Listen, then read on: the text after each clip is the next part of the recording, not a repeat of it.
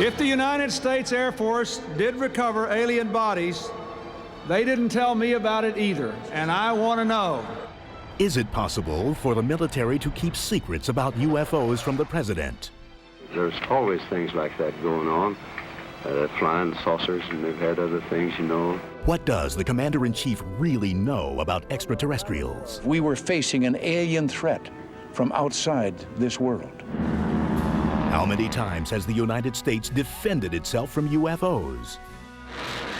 Since World War II, every chief executive has tackled the national security threat posed by unidentified flying objects. Discover the evidence behind these presidential predicaments as we open the UFO files on UFOs and the White House.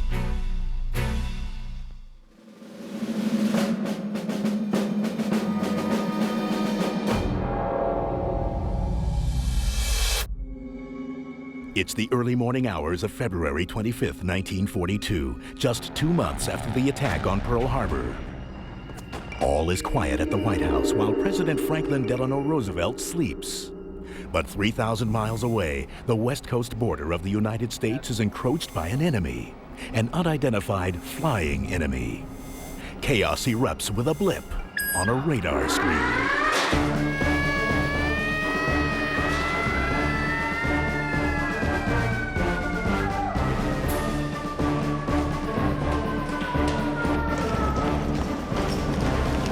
A sequence of events may have involved the alarm or the report coming through to the radio operator notifying the duty sergeant. Alert, alert, this is not a drill, this is not a drill, alert, alert. And the duty sergeant sounding the alarm or ordering the alarm sounded.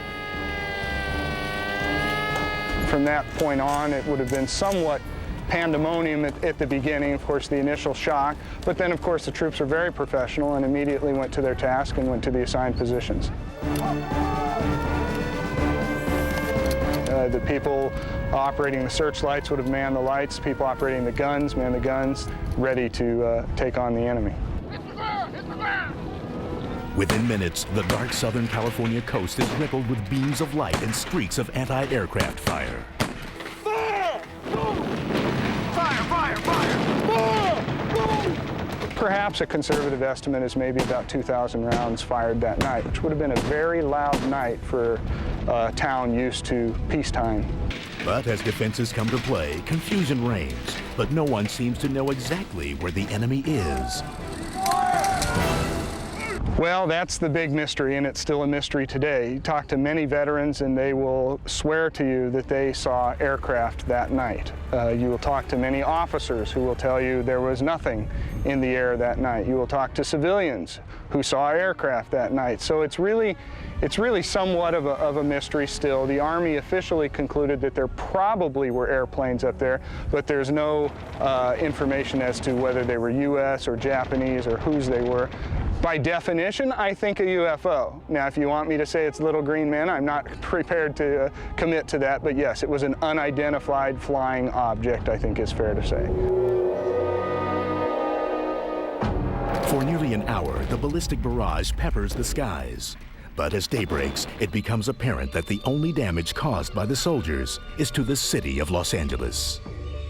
Everything that goes up must come down, and of course the surrounding areas were littered with shrapnel fragments. So flak was raining down, and in some cases live shells actually came down and detonated. Of course, the media responded, as media does much of the time, with, you know, let's sell some newspapers. So perhaps the stories were exaggerated, perhaps not. In fact, one of the stories was going around about the LA thing was that the Japanese had submarines, and that they were launching planes off of submarines, which makes absolutely no sense whatsoever. If you take eyewitness reports, they said it was hovering, not just going slow, it was hovering. They have the one photograph where this thing has all the lights focused on it, and basically doesn't look like any type of plane that was available at that time. Accounts of citywide wreckage are explained to President Roosevelt in Washington. The task falls to General George C. Marshall, the War Department's Chief of Staff. Well, Marshall's letter is probably one of the most curious documents to ever be issued about the event. It says as many as 15 airplanes may have been there, varying at speeds from very slow to immediately increasing to 200 miles per hour, ranging from altitude from 9,000 to 18,000 feet. And again, no bombs were dropped, no casualties inflicted, no Allied or U.S. Navy or Army airplanes in the air that night. It just doesn't seem to make sense. If the Japanese had come all this way, we would have thought that there would have at least been some bombing, and certainly if there was more than one aircraft. Nobody can say for sure how FDR first reacted to word that his military responded to what some claim to have been an unidentified flying object. The only thing that came back from the president was a memo from him to Stimson, who was the Secretary of War. The president sent a curt message to Harry Stimson, demanding to know who was responsible for the air alarm systems in the United States, and if anyone other than authorized officials could have triggered them. How Stimson replied to FDR and how he explained the unidentified enemy remains a mystery. No records of his response were found in the National Archives or FDR's presidential library. At that time, I don't think they saw it as an extraterrestrial phenomenon.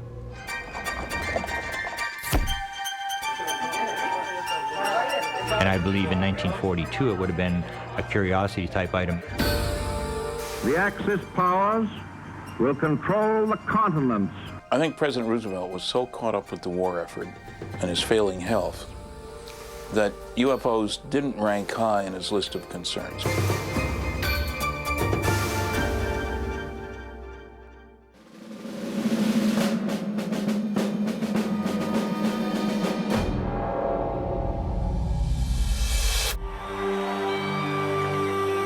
July 1947. New threats of war and a new enemy, the Soviet Union, That false philosophy is communism.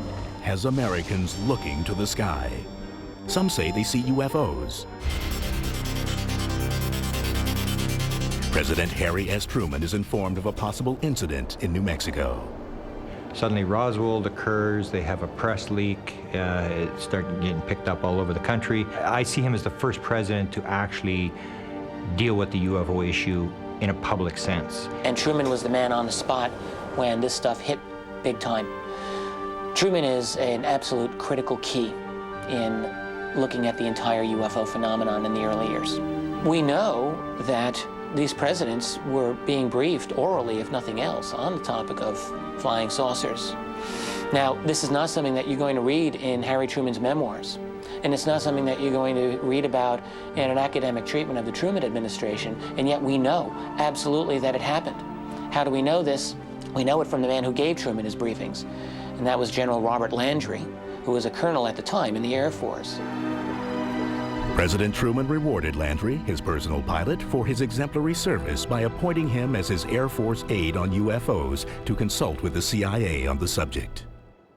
And that he was told to report to the president orally and brief him orally every 3 months on the subject in UFOs, which he said he did up until the president left office.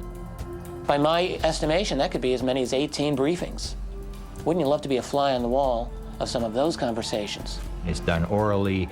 We don't want records. If you don't want it on the front page of the New York Times, don't put it in a file, that kind of idea. But an incident said to have occurred in the nation's capital was impossible to ignore. 1952 is just, again, one of these very significant years in UFO history. A massive wave of very high-quality sightings by military and civilians all across the U.S., culminating in successive weekends in July of 1952 of UFOs over the Capitol. It was like invasion type stuff. Things would disappear, the fighter jets would go back, the things would reappear, and it showed that the government was very sort of out of control. They couldn't control it. It was such a big thing that the press made it the front page. It was the front page of the New York Times. Truman took the subject head on. So there was less hesitation on the part of public leaders to talk about flying saucers. Harry Truman did so in the 1950s during one press conference. Did the Joint Chiefs of Staff talk to you or concern you about the unknown and the unidentified flying object? Oh, yes, we discussed it at every conference that we had with the military, and they never were able to make me a concrete report on. Do you have anything on the subject, sir? No, I haven't anything on the subject, and there's always things like that going on. Flying saucers, and they've had other things, you know.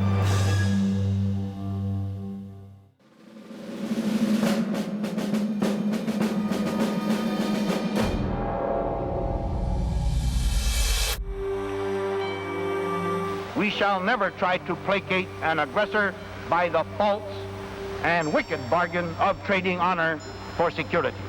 While Truman addressed the subject publicly, he was never said to have a close encounter himself. However, Dwight Eisenhower, according to ufologists, experienced a sighting in the early 1950s. And the story was that he was off the British coast, 1952, and that this object, a bluish type object, appeared off the side of the ship. I think it occurred for about 10 minutes. Eisenhower and the admiral on the ship had come out onto the deck, and Eisenhower was in PJs. He stood there and watched this thing, and that Eisenhower basically said, well, I better go look into this. I wouldn't mention it right now, and went in, and the fellow who reported it said he never heard anything more about it again. During Eisenhower's term, UFOs became part of America's pop culture through movies and TV shows. But the White House may have had more than a movie script to read. Eisenhower was on the job when UFO secrecy really started to formulate in a systematic way. It was under Eisenhower's administration that even within the military, the UFO topic was becoming much more restricted. There were perhaps off-the-cuff remarks from people close to the White House. In May 1954, during a speech in Amarillo, Texas, General Nathan Twining, Eisenhower's Air Force Chief of Staff, made a surprising statement. He said, and if they come from Mars and they're this advanced, I don't think we have anything to worry about. Let every other power know that this hemisphere intends to remain the master of its own house.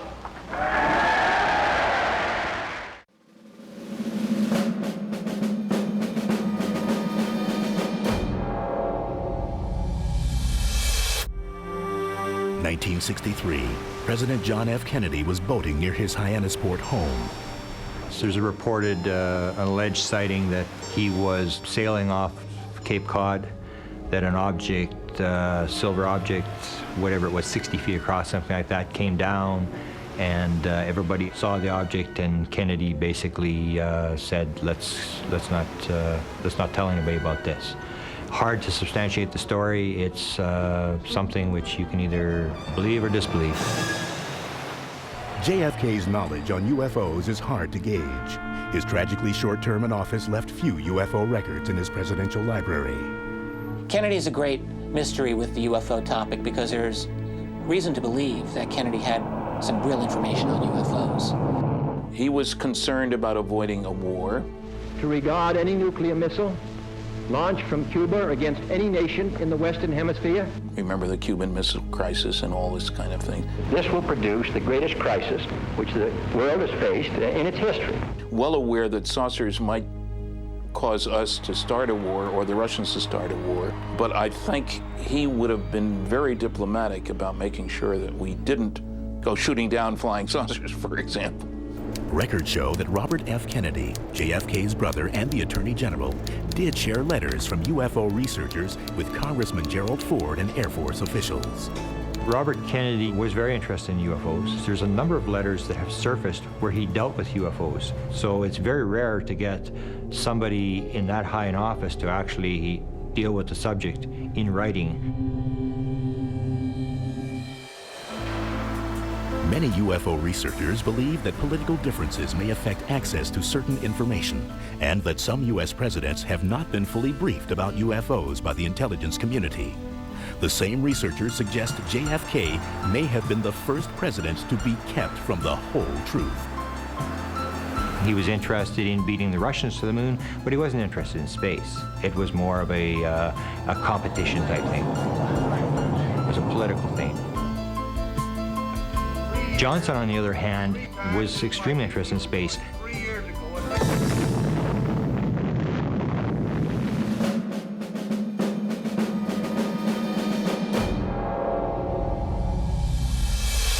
Against such force, the combined destructive power of every battle ever fought by man is like a firecracker thrown against the sun. Lyndon Baines Johnson first served in the White House as President John Kennedy's vice president. In September 1961, he responded to a letter from a UFO researcher regarding extraterrestrial visitation. Johnson replied to the letter and said to him, rather than going to the Air Force, he told him to go to the executive secretary at NASA. And it was very strange that he go to NASA, not the Air Force, and very strange that the vice president would be answering UFO mail. During LBJ's term, military officials were said to have investigated an alleged UFO crash near Kecksburg, Pennsylvania. The events of Thursday, December 9th, 1965 remain an important chapter in the history of UFOs and the White House. There was a recovery team. NASA was identified as being there. Air Force was identified as being there. The object was moved away, and end of story. They said it was a meteorite. That was the official explanation.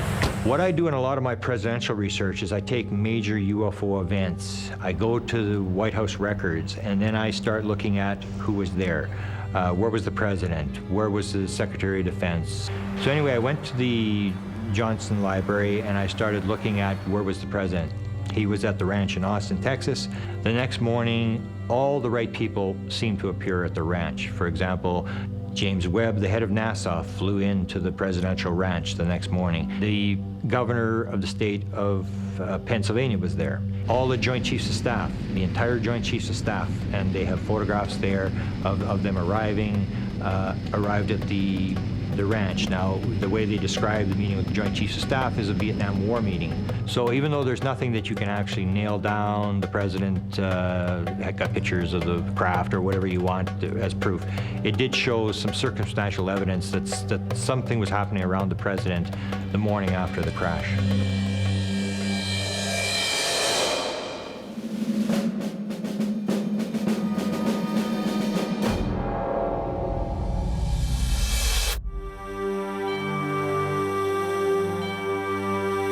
President Richard Milhous Nixon's interest in UFOs is harder to calculate. I've talked to people who claim they talked to Nixon about UFOs. He was very interested. There was a rumored story that he had a huge UFO book collection, which I was never able to substantiate. Many UFO researchers believe Nixon received specific briefings, information he may have wanted to take public. There's some very good indications that he planned to reveal data, that UFOs Past, Present, and Future, a book by Robert Emenegger, a television program that was done with that title. I talked to Emenegger, and he got asked by the Republican Party to produce that show using only government people, because the idea was they were going to release data. Bob Emenegger was an advertising executive and television producer who happened to know an important man inside the Nixon White House. Bob Haldeman was someone I knew from UCLA Beta House, which is a fraternity. Then, as you know, he went on to be chief of staff under Nixon. In the mid-1970s, Emenegger and his partner researched military stories for their TV production at Norton Air Force Base's film archives.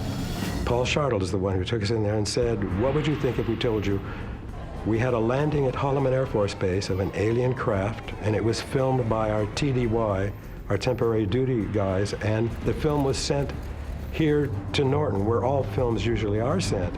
And I thought, this sounds outrageous, that, UFOs and all. He said, well, look, if you're interested, check with the Pentagon, but bury those under those other projects because it's a red flag to get into the subject of UFOs. George Weinbrenner was the commander of foreign technology. He has a private bunker down at Wright-Patterson. I went down the long hall, I could see all the little cameras, surveillance cameras, walked right up to his desk and said, I want to ask you, what about the landing of an alien craft at Holloman Air Force Base?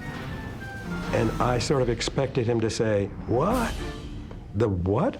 He didn't. So he reached up, pulled out a book, handed it to me. So I opened the book up and it said, "To my friend, Colonel George Weinbrenner, signed Dr. Alan Hynek," and the book was all on UFOs.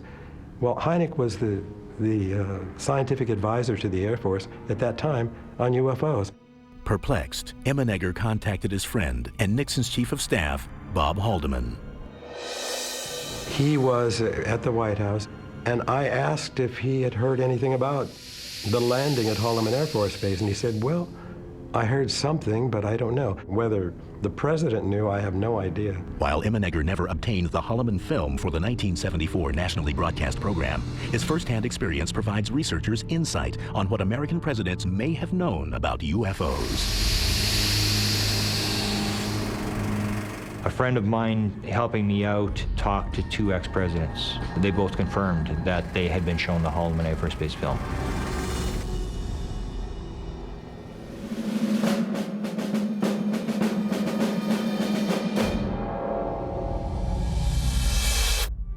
Congress should investigate the rash of reported sightings of unidentified flying objects in southern Michigan and other parts of the country.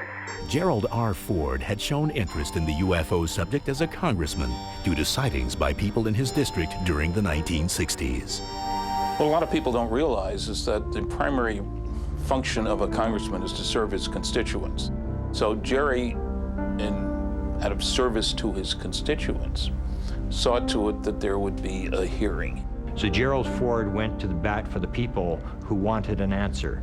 And he made a lot of very, very strong statements saying that he wanted a congressional investigation.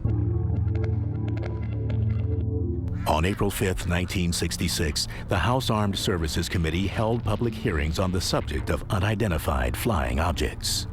Air Force Secretary Harold Brown concluded, "We have not been hiding anything. The investigations have been made public. The hearing this morning was public for just that reason." It's unknown whether the hearings actually had an impact on Ford's view of UFOs after becoming president, but many researchers maintain Ford selected advisors who showed an understanding of the potential threat posed by UFOs. He had some advisors who, at the time, may not have been all that important. There was Dick Cheney and Donald Rumsfeld. Had George Bush Sr. as his CIA director, had some people who he could trust and who could trust him. After leaving the White House, Ford replied to a letter from a former Air Force intelligence officer who researched UFOs. During my public career in Congress as Vice President and President, I made various requests for information on UFOs. The official authorities always denied the UFO allegations. As President, Ford said nothing on this topic. So you can either think someone got to him or he just lost interest, but I think more likely he decided it wasn't politically prudent to discuss this matter.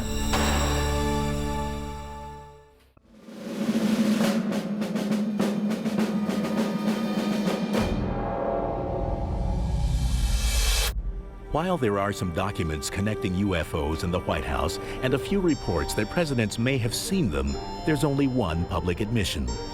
President Jimmy Carter was the first commander-in-chief to admit to seeing a UFO.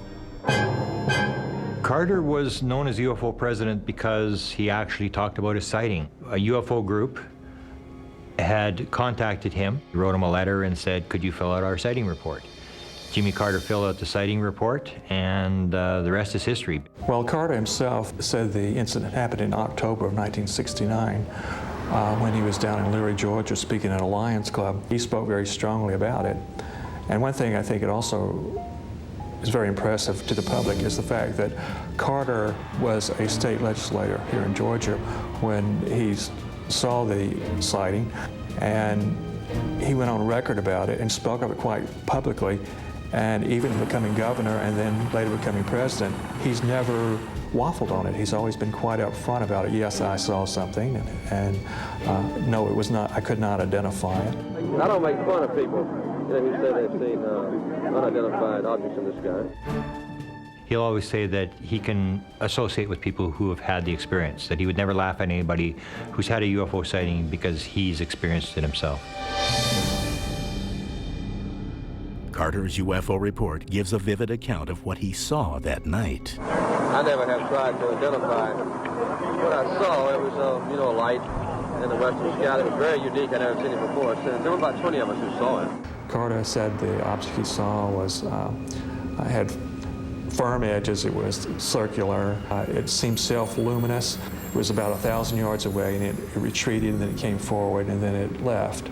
Basically, when you talk about UFOs, people look at you strangely, and for that reason, I think a lot of people would not be willing to be like Carter and go on the line and actually fill out a report. And he's never disavowed the content of his report, which tells me that Jimmy Carter, just as honest as a man as you'll ever find in or out of government, has left that bit of legacy to be savored by future UFO researchers who can point to it as a milestone in the fact that the government does know more than it has been telling about the subject. And this was enough inspiration for Jimmy to try to funnel out some of that knowledge. While running for the presidency, Carter made campaign promises that he would release all he could about UFOs once he took office. Well, no, but I would, make information that we have about those sightings available to the public at this time. And how did they try to hold Jimmy Carter to his promise? They wrote letters to him as soon as he got in office saying, Jimmy, you're now where you can fulfill your promise, please do so. As many as 9,000 UFO-related letters from citizens reached the White House during Carter's term. Naturally, he didn't answer it all himself, hardly any of it, but there were many people, some of them were interested in the follow-up to that 1976 promise, and others were just interested in telling their own little experience where they might have seen something that they wanted to go on record. But some researchers suggest other reasons why Carter may not have been able to deliver on his campaign promise. The CIA comes in and briefs the president on the most important intelligence stuff. And the person who briefed Jimmy Carter on the intelligence matters was George Bush Sr., the CIA director. Jimmy Carter asked for the UFO file. The story was that George Bush said, you don't have a need to know. This works on a need to know, and curiosity on the part of the president isn't sufficient need to know. To those who claim that George Bush was briefing Carter on UFOs, I think the burden of the proof would be on them. I mean, there were other much more likely subjects for them to be talking about. Regardless, President Carter did release UFO-related documents during his administration. The UFO community considers it the golden years. Half of all the UFO documents, there's thousands of UFO documents that have been released under the Freedom of Information Act request over the last 30 or 40 years. Over half of them were released under 4 years of Jimmy Carter. These newly declassified documents were sourced from numerous agencies. They contain information about many UFO sightings and the military responses. Access to the declassified material continues to bolster UFO research.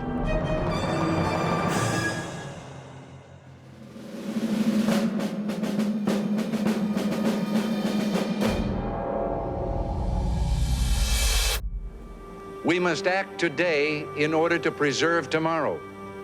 And let there be no misunderstanding. We are going to begin to act. There are reports that Ronald Reagan had 2 UFO experiences prior to serving as president. The story of his first sighting reached the public through the memoirs of actress Lucille Ball. She recalled that Reagan and wife Nancy arrived late to a Hollywood party. And she stated that when Mr. Reagan and Nancy arrived at the party, they were all excited. They told everybody about this sighting, that this thing they had seen it coming down the coast. They had watched this whole thing. Ronald Reagan was very interested in the topic of UFOs, privately, very much so. And indeed, has been said to have seen one while flying on an aircraft as governor of California. Apparently a very interesting sighting.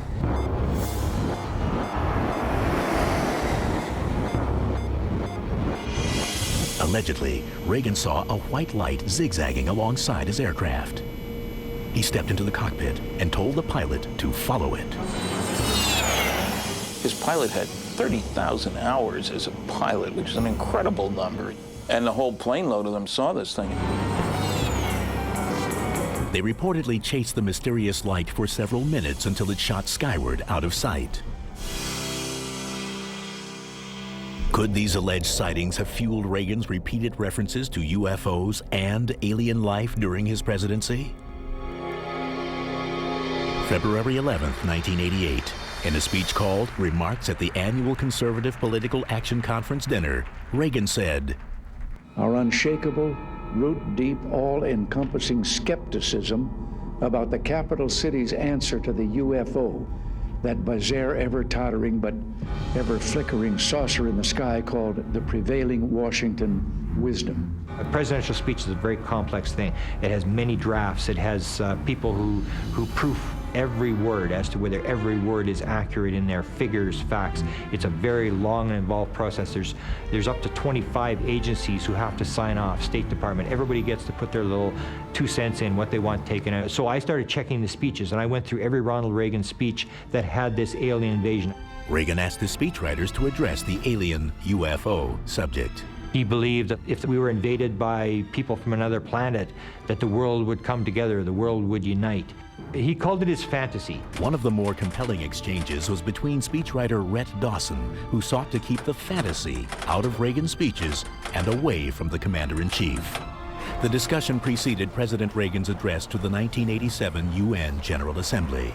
There's a memo that comes from the speechwriter that says, "Mr. Reagan, this is your speech, and go over it and let me know." And he noticed that this particular item about the alien invasion had been removed. The president responded with a handwritten demand scribbled on the memo.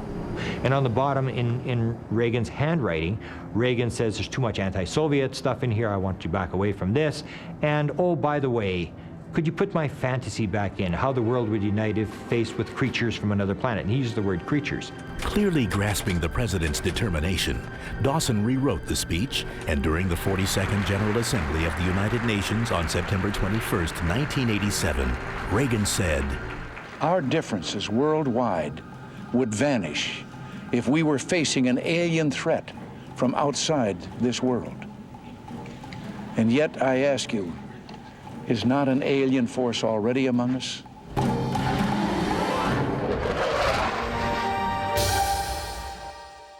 And the reason is simple.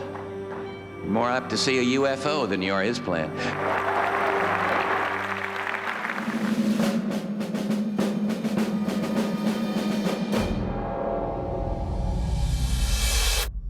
UFO researchers insist that George Herbert Bush is the key to present-day UFO knowledge. George Bush Sr., I think, is one of the key presidents when it comes to ufology. He's a very important president because he has always been believed by a lot of researchers to be a guy who knows what's going on. He was former CIA director under President Ford. He was vice president under Ronald Reagan for 8 years, would have gotten briefings on many issues, including UFOs. He was trusted by the military. He was trusted mostly by the intelligence community. In fact, now they've actually named a building at the CIA headquarters after George Bush. Herbert Walker Bush, when he was in his earlier days, had served as chief of the CIA. Now, some people think in that capacity he was bound to have known about what was going on ufologically at the agency. If he did, it still probably won't ever be disclosed until after he's long gone, just like the other president. People did write to the agency, by the way, probably when he was serving there. They would send Freedom of Information requests to the agency for any UFO material in its possession, say 900 pages worth and counting. They claim they no longer look into the subject, but how many Americans today are going to accept out of hand such a claim as that? However, little evidence can actually link President Bush to UFOs. For example, when I wrote the Bush Library, I asked them about UFO documents. They said they only had one UFO document. And there are no public documents linking George Bush Sr. to UFOs, but I think there's very little doubt in any researcher's mind that this man knew a lot about the topic. The answer may lie beneath some of the most heavily blacked out government documents, recently declassified from a number of military agencies. To many UFO researchers, George H. Bush and members of his staff, including Dick Cheney and Donald Rumsfeld, was the power team who kept the UFO files closely guarded within military and intelligence circles. George Bush is a man who, by all accounts, knows a lot of what's going on in, let's call it, the secret world. That is the world behind the presidency, the world of real power and wealth. He's a guy that behind the scenes, he's got a lot of oil money, all the right connections, and if you want to know what's going on, George Bush will know what's going on. He's the guy.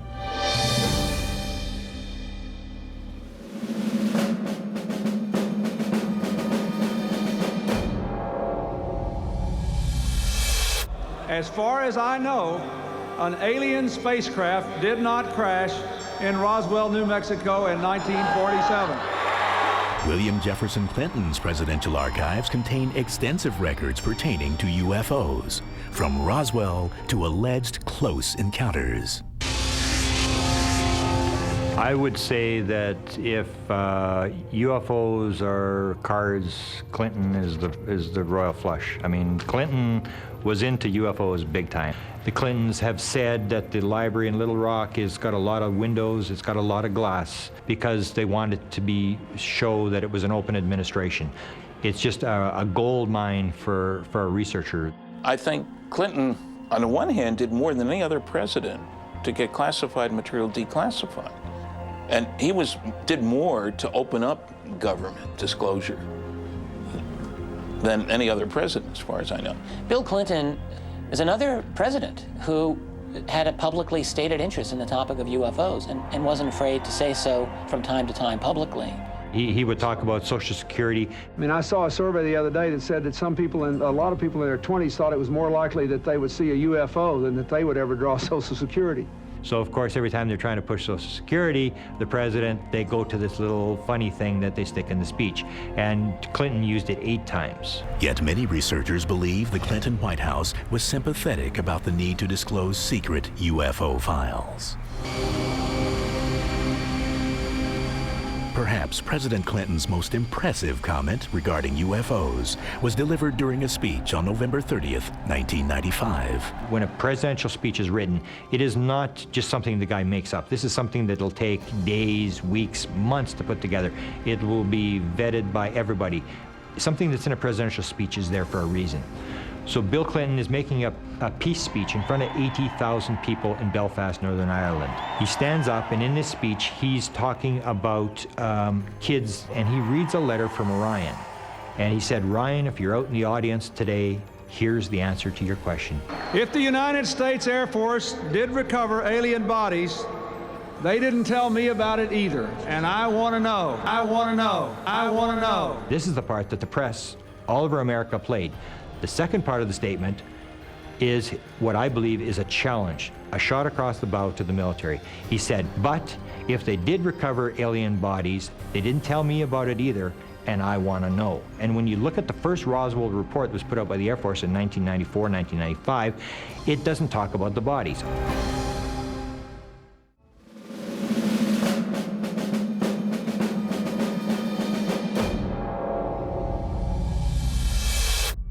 That's good. How are you? Good to see you, sir. If you're elected president, will you finally trust the people enough to tell them about UFOs, what the story is? Half the public believes that they are real. Would you finally tell us what the hell's going on? Sure, I will. According to some UFO researchers, George Walker Bush, the 43rd President of the United States, has reconstituted his father's powerful White House staff, partially to maintain a grip on UFO secrecy. Two big ones, Cheney, Rumsfeld, people that have always been considered by ufology to be people who have the right connections, who probably are in the know. Regarding the administration of George W. Bush, it's unclear how much this man knows about the topic of UFOs. There are many who argue that the Vice President, Dick Cheney, is the man on the spot here in relation to this matter. On April 11, 2001, presidential UFO researcher Grant Cameron was able to query Vice President Dick Cheney on UFO disclosure. Cameron knew he'd have to ask pertinent questions. Have you seen a UFO? Who cares? What do you think about UFOs? Who cares? The important question is, have you been briefed? Did someone walk in your office one day, get you to sign a piece of paper acknowledging that you've been briefed on the subject? And if we can show that the president has been briefed on the subject of UFOs, it would show that not only does it exist, but it's an important subject. I did manage to get the question asked to Dick Cheney. He was on a radio talk show in Washington, D.C. on the Diana Rehm show, and I was the first caller up. I called in and I said to him, and my question was, Mr. Cheney. Since the statement made by George Bush last July, there's been a vicious rumor circulating in the UFO community that you've been read into the UFO program. So my question to you is, in any of your government jobs, have you ever been briefed on the subject of UFOs? And if you have, when was it and what were you told? Well, if I had been briefed on that, I'm sure it was probably classified and I couldn't talk about it. And it stunned me. It was significant because, first of all, he basically stated it would probably be classified and stated I wouldn't be talking about it, which means they're going to continue to keep it secret. And he basically acknowledged that, yes, he's in the loop, and yes, there is something to this. It's secret, and it's important. The issue of government disclosure on UFOs as they relate to national security issues has long been debated. The chief executive either knows or should know what the inner sanctum of official UFO research is all about. The question is, why can't we get more information from the White House? And I don't know the answer to that. The politics of disclosure about UFO reality is, I can think, only would be a nightmare for any president of the United States. It's like being a little bit pregnant. You can't do a little bit of disclosure. It won't sell. There's always some idea that some office somewhere is accumulating all this data and all that, but again, you would have to know who's doing it. This gives a lot of ground to conspiracy theorists. I think presidents all recognize that presidents come and go. They're short-lived when it comes to the Washington establishment. Intelligence agencies go on forever. So I think keeping the status quo about UFOs is the easiest way for all of them to behave. It really is a situation where the people, ordinary people, have got to recognize that it's in their interest to have disclosure on UFOs, really for the survival of the system of government that we all grew up believing we had. A government of the people, by the people, for the people. And disclosure is a critical way in attaining that, because it is the opening up of a huge part of our history that has been denied to us for 60 years. That's a big deal. And how much has really changed in the days since FDR was president? With the advances in technology and security, unidentified flying objects are still seen as a credible threat to the White House and the president. Well, Leon, a report came in late this morning that an unidentified aircraft had entered a restricted area. Folks at the White House took it very seriously. Come on, go, let's go. April 27, 2005, radar spotted an unidentified flying object over the White House. The alert that an unidentified aircraft had violated a no-fly zone caused a whirlwind of activity at the White House as the Secret Service jumped into action. Sharpshooters took their position, and agents rushed to clear the area. President Bush and Vice President Cheney were hurried into underground bunkers. Security forces responded to a perceived threat with pandemonium, strikingly similar to the confusion of the troops who defended against an unidentified flying object in 1942. Well, what sparked all of this? According to the Department of Homeland Security, it was just a blip on the radar screen, no aircraft.